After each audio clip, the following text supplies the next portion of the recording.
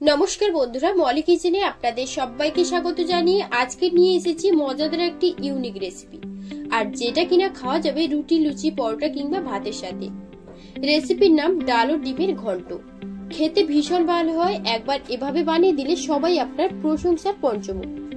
বাচ্চা থেকে বড় এই রেসিপিটা একবার খেলে রোজ রোজ বানানোর অনুরোধ আসবে। একদম কম সময়ে আর রান্নাঘরে থাকা মাত্র কয়েকটা উপকরণ দিয়ে আজকের রেসিপি আপনাদের সাথে শেয়ার করেছি। আপনারা স্কিপ না করে ভিডিওটা শেষ পর্যন্ত দেখুন, আশা করব আপনাদেরও খুব ভালো লাগবে। আজকের আমার এই রেসিপি যদি আপনাদের ভালো লাগে তাহলে লাইক দিয়ে চ্যানেলটিকে সাবস্ক্রাইব করে রাখবেন। এখন চলুন রেসিপিটা শুরু করি।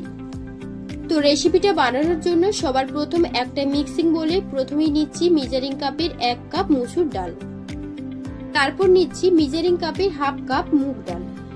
এখানে মসুর ডাল নিয়েছি 100 গ্রাম আর মুগ ডাল নিয়েছি 50 গ্রামের মতো। পর জল দিয়ে ডালটাকে 2 থেকে 3 বারের মতন ভালো করে ধুয়ে নেব।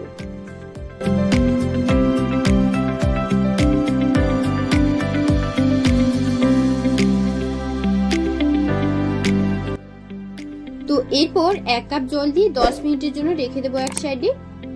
এবারে এখানে নিয়েছি 5টা ডিম, আপনারা কম বেশি করে নিয়ে নিতে পারেন। এরপর ডিমটা সেদ্ধ করার জন্য জল খুব ভালো করে ফুটতেও শুরু করেছে। এখন আমি এই গরম জলের মধ্যে ডিমগুলোকে একে একে দিয়ে দেব। ডিমের মধ্যে 1 চামচের মতো লবণ দিয়ে দিলাম। এরপর ঢাকা দিয়ে সেদ্ধ করে নিচ্ছি। এবারে ডিমগুলোকে ভেজে নেওয়ার জন্য কড়াইতে তেল দিয়ে দিচ্ছি। এরপর ডিমগুলোকে দিয়ে দেব, তারপর সামান্য লবণ দিয়ে ডিমগুলোকে ভালো করে ভেজে নেব। 1 থেকে 2 মিনিটের মতন ডিমগুলোকে ভেজে নিচ্ছি। এক পিঠ হয়ে গেলে অপর পিঠ উল্টে পাল্টে ডিমগুলোকে ভেজে নেব। তো দেখুন ডিমগুলোকে ভালো করে ভেজে নিয়েছি। এবার আমি ডিমগুলোকে তুলে নিচ্ছি।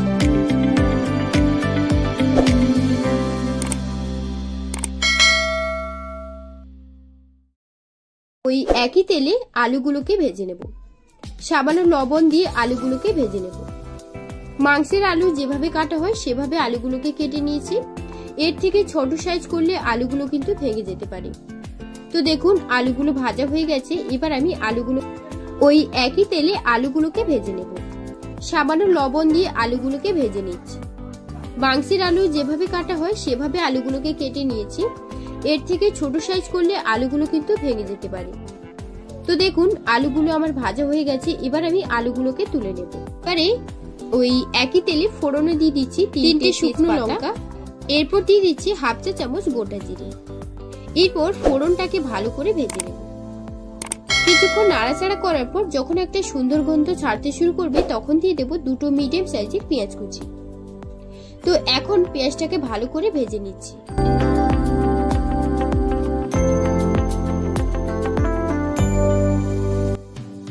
এরপর দিয়ে দিচ্ছি 1 চামচ রসুন কুচি, 4 থেকে 5টা চেরা কাঁচা লঙ্কা, আর দিয়ে দেবো 2টো মিডিয়াম সাইজের টমেটো কুচি। আচ্ছা, আপনারা চাইলে রসুন বাটাও দিয়ে করতে পারেন, তবে এই রান্নাতে রসুন কুচিটাই বেশি স্বাদ হয়। এখন মশলাটাকে ভালো করে কষিয়ে নেব।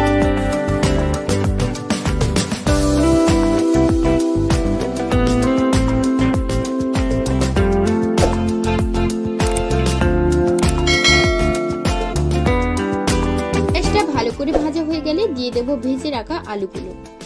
এখন আলুগুলো দিলে আলুটা কিন্তু রান্না হওয়া পর্যন্ত সুন্দরভাবে সেদ্ধ হয়ে যাবে। তো এখন আলু ও মশলাটাকে আবারও 2 মিনিটের মতন কষিয়ে নেব।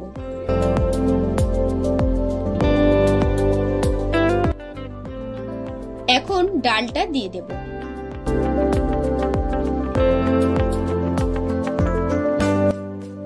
পাঁচ থেকে 7 মিনিটের মতন কষানোর পর দিয়ে দিচ্ছি হাফ চা চামচ হলুদ গুঁড়ো, স্বাদ মতো দিচ্ছি লবণ, 1 চামচ দিয়ে দিচ্ছি জিরে গুঁড়ো, ঝালের জন্য দিয়ে দিচ্ছি লঙ্কা গুঁড়ো 1 চা চামচ দিয়ে দিলাম। এরপর ডাল ও আলুর সাথে সমস্ত মশলা ভালো করে কষিয়ে নেব। এইভাবে কষিয়ে রান্নাটা করলে খেতে কিন্তু ভীষণ টেস্টি হয়।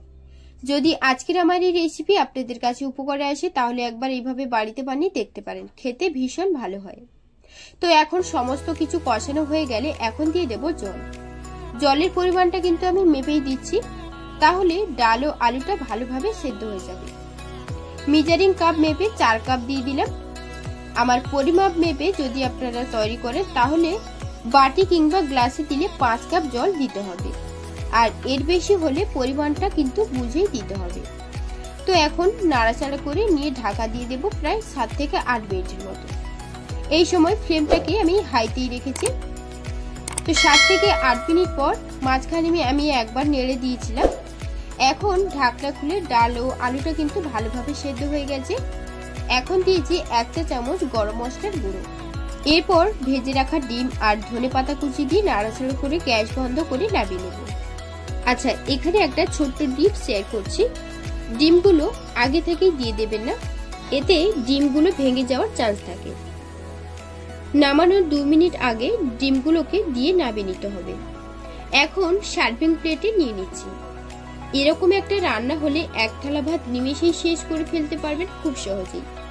আজকের আমার এই রান্নাটা দেখতে যতটা সুন্দর হয়েছে, খেতেও কিন্তু ততটাই সুন্দর হয়। লুচি, রুটি, ভাত সবকিছুর সাথে খাওয়া যেতে পারে এমন কিছু রেসিপি আজকের আমি আপনাদের সাথে শেয়ার করেছি। আশা করব আজকের আমার এই রেসিপি যদি আপনার উপকারে আসে, প্লিজ একটা লাইক করবেন এবং পরবর্তী ভিডিওগুলো রোজ দেখার জন্য চ্যানেলটিকে সাবস্ক্রাইব করে অল অপশনে ক্লিক করে রাখবেন, তাহলে সবার আগে আপনার কাছে পৌঁছে যাবে। আর আজকের আমার এই রেসিপি যদি আমার ভালো লেগে থাকে তাহলে কমেন্টে জানাতে পারেন, আর তার সাথে সাথে বাড়িতে বানালে সেটাও কিন্তু কমেন্টে জানাবেন। আজকের মতো ভিডিওটা এখানে শেষ করছি। ততক্ষণ আপনারা ভালো থাকবেন, সুস্থ থাকবেন। ভিডিওটা শেষ পর্যন্ত দেখার জন্য আপনাকে অসংখ্য ধন্যবাদ জানিয়ে আজকের রেসিপি এই পর্যন্ত।